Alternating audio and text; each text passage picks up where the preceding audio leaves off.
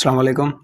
Welcome back with the third video and the second lecture of international law, and that is origin of international law. So introduction से हम start करते हैं, जैसे कि हम करते रहते हैं. हमने लास्ट वीडियो में इंटरनेशनल लॉ के में डिस्कस किया कि international law is about the set of rules conventions which are recognised by all civilised states. ठीक है, फॉर कंडक्टिंग स्टेट बिजनेस हो, चाहे वो पब्लिक बिजनेस हो या प्राइवेट बिजनेस हो. ठीक है, और स्टेट टू स्टेट हो या स्टेट टू इंडिविजुअल भी हो सकता है. और इन कुछ केसेस में हमारे पास इंटरनेशनल ऑर्गेनाइजेशंस भी आ जाती हैं जो कि आपस में कोऑपरेट करती हैं या बिजनेस करती हैं.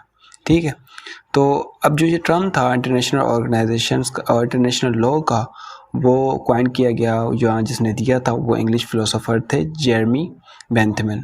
और कब दिया था? 1789 में. ओरिजिन ऑफ इंटरनेशनल लॉ में आते हैं तो हम स्टार्ट करते हैं जूइस से. इंटरनेशनल लॉ इतना ही पुराना है जितना कि इंटरनेशनल रिलेशंस. और कुछ डिफरेंट कम्युनिटीज़ हैं जिन्होंने इंटरनेशनल लॉ की डेवलपमेंट में बहुत ज़्यादा कंट्रीब्यूट किया with the passage of time. Specially हम अगर देखें 5 years अगो जूइस ने बहुत ज़्यादा कंट्रीब्यूट किया है इंटरनेशनल लॉ की डेवलपमेंट में. क्योंकि रीज़न ये था कि इंटरनेशनल जो जूस थे वो वेरी एडिक्टिव थे. जब हम डिप्लोमेसी की बात करते हैं या स्टेट टू स्टेट बिजनेस की बात करते हैं, एम्बेसडर्स की अपॉइंटमेंट की बात करते हैं. ठीक है, और वो क्या करते थे, टेरिटोरियल बाउंड्रीज़ की भी रिस्पेक्ट किया करते थे. ठीक है, और कॉमन इंटरनेशनल लॉ और मॉडर्न इंटरनेशनल लॉ जो है वो भी रिवोल्व करता है इन प्रिंसिपल्स पे. ठीक है, क्योंकि इंटरनेशनल लॉ जब हम बात करते हैं डिप्लोमेसी की, नेगोशिएशंस की, रूल्स और ट्रीटीज़ की, टेरिटोरियल गवर्नेंस की, तो हम जो है जूइश स्टेट की बात करेंगे और उनकी पीरियड की बात करेंगे. क्योंकि सबसे ज़्यादा जो इंटरनेशनल लॉ को डेवलप किया गया है, उनकी डेवलपमेंट में काम किया गया, वो जूइश के पीरियड में किया गया, अबाउट 5000 years अगो. ठीक है, अब आते हैं Greek era. Interestingly Greek states बहुत छोटी स्टेट्स हुआ करती थी. There were 2 very important features हुआ करते थे कंडक्टिंग बिजनेस कंडक्ट करने में. ठीक है, और उनके दरमियान दैट इज़ वॉर और पीस. ठीक है, तो बहुत सी जो छोटी स्टेट्स हुआ करती थी वो वॉर एंड पीस में इन्वॉल्व होती थी. So diplomacy, negotiations, principles of war and peace, ये कोडिफिकेशंस जो थे वार के या पीस के हमें ग्रीक पीरियड से मिलते हैं. और बहुत फेमस फिलोसोफर्स भी हमने देखे हैं जो हमें मिले हैं, जैसे कि सोक्रेटिस हो गया, एरिस्टोटल हो गया और थुसिडाइडस. ये थे ग्रीक के. अब आते हैं रोमन एरा में. We can trace the rapid growth international law from Romans period, जैसे कि law of just war and unjust war. क्योंकि उनके मुताबिक वार की जो डेफिनेशन है, the war will be unjust. या तो वार जस्ट हो सकती है, जस्ट मतलब आप अपने डिफेंस के लिए कर रहे हैं, या आप अपनी प्रोडक्शन के लिए कर रहे हैं, या आप रिवेंज लेने के लिए या ऐसा कुछ कर रहे हैं. ठीक है, अनजस्ट वार मतलब आप कुछ भी नहीं कर रहे और आप पे अटैक किया जा रहा है, आप पे वार की जा रही है, और यहाँ आप किसी मजलूम पर आप वहाँ पर उस पर अटैक कर रहे हैं. जैसे कि अभी हम यूक्रेन की बात करें तो यूक्रेन को हम अनजस्ट वार कह सकते हैं जो हो रहा है. अगर हम सीरिया में बात करें तो सीरिया भी एक अनजस्ट वार वहाँ पे हो रही है. ठीक है, और यमन में अगर बात करें तो यमन में भी अनजस्ट वार हो रही है. तो ये डिफरेंस है जस्ट और अनजस्ट वार में. ठीक है, और रोमन्स ने एक प्रॉपर ट्रीटीज़ इंट्रोड्यूस करवाई. जब हम बिजनेसेस की बात करते हैं, स्टेट के बिजनेस की बात करते हैं, या वॉर की बात करते हैं, या पीस की बात करते हैं, उन ट्रीटीज़ से पहले कुछ भी ऐसा हमारे पास मौजूद नहीं था रोमन की ट्रीटीज़ से पहले. सही है, और उनके मुताबिक 3 किस्म की ट्रीटीज़ होती हैं. एक होती है फ्रेंडली ट्रीटीज़, दूसरी होती है ट्रीटीज़ फॉर रिकग्नाइजेशन, और third is treaties for alliances. ठीक है, और उनके मुताबिक, रोमन्स के मुताबिक, के वॉर्स के भी 3 फंडामेंटल कॉजेज़ होते हैं. एक होती है वॉर फॉर सेल्फ प्रोटेक्शन, जो कि हमारे पास जस्ट वार में आती है. War for balancing against aggressor, ये भी हमारे पास जस्ट वार में आ सकती है जब हम किसी एग्रेसर को रोकना चाहें या बैलेंस करना चाहें. Third, to maintain peace of surrounding you go for وار. ٹھیک ہے, اگر آپ اپنی سراؤنڈنگس میں پیس مینٹین کرنا چاہ رہے ہیں تو آپ وار کی طرف جا سکتے ہیں, اور آپ وار کی طرف جاتے ہیں. ٹھیک ہے, اب آتے ہیں مسلم ایرا.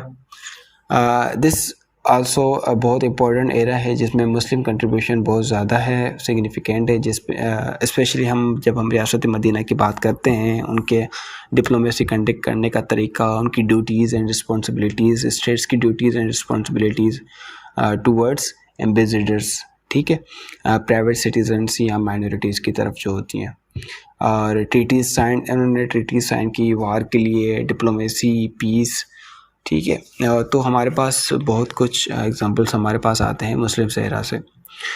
سب سے بیسٹ ایگزامپل جو ہمارے پاس آتا ہے ٹریٹی آف حدیبیہ یا صلح حدیبیہ جس کو ہم کہتے ہیں. بہت امپورٹنٹ ٹریٹی تھی جب ہم انٹرنیشنل لاء کی بات کرتے ہیں.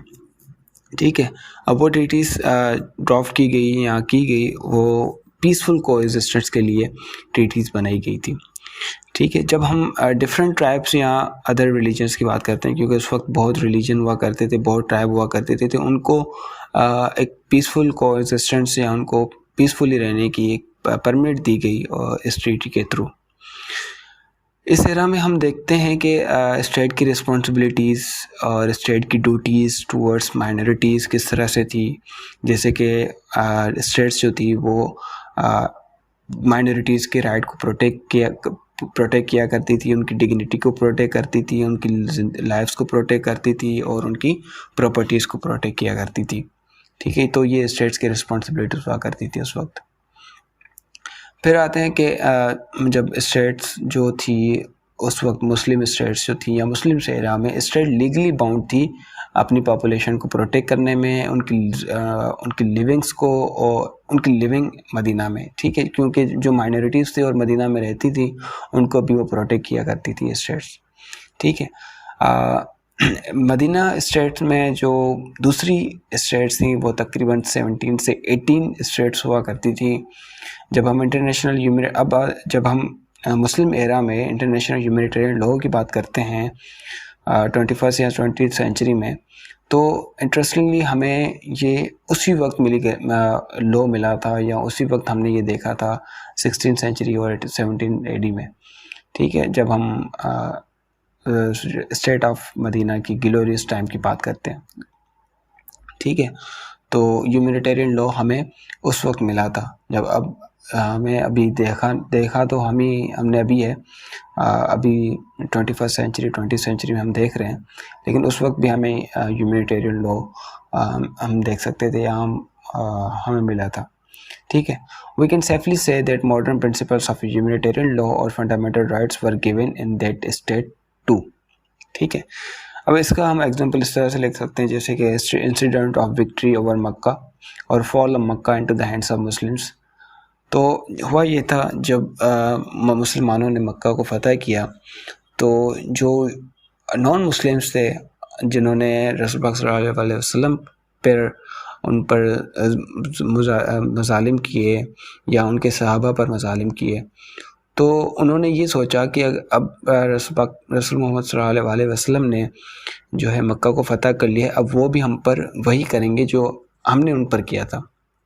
لیکن اس کے باوجود ہوا یہ کہ رسول پاک صلی اللہ علیہ وسلم نے ان کو ایک پبلک پارڈن دی, ان کو پبلک کے سامنے ان کو معاف کیا سب کو, اور ان کو اجازت دی کہ آپ اپنی عبادت گاہوں میں جا سکتے ہیں, آپ اپنے گھروں میں جا سکتے ہیں, آپ کہیں بھی جائیں, ہم آپ کو کچھ بھی نہیں کہیں گے.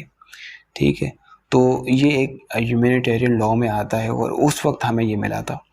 دوسرا, دا ٹریٹمنٹ آف پرزنرس, ایک قیدی کو کس طرح سے ٹریٹ کیا جا رہا تھا اس وقت. یہ ایگزامپل ہمیں ملتا ہے دا بیٹل آف بدر میں, جب بدر میں مسلمانوں نے وہ بدر کی جنگ جیتی اور جب پرزنرس کو قید تو نہیں کیا, لیکن وہ ان کے پابند ہو گئے تھے پرزنرس. تو رسول محمد صلی اللہ علیہ وسلم نے یہ اعلان کیا کہ ہم آپ کو کچھ نہیں کہیں گے, شرط یہ کہ آپ میں سے جو بھی ایجوکیٹڈ ہیں وہ ہمارے مسلم جو ان ایجوکیٹڈ ہیں ان کو ایجوکیٹ کریں گے, پھر ہم آپ کو آزاد کر دیں گے. تو اس وقت مسلمانوں کو کوئی نان مسلمس کو کوئی پنش نہیں کی گئی, کوئی ان کو کیئر نہیں کیا گیا، لیکن ان کو ایک کنڈیشن کے تحت ان کو کچھ ٹائم کے لیے رکھا گیا اور پھر ان کو آزاد کیا گیا.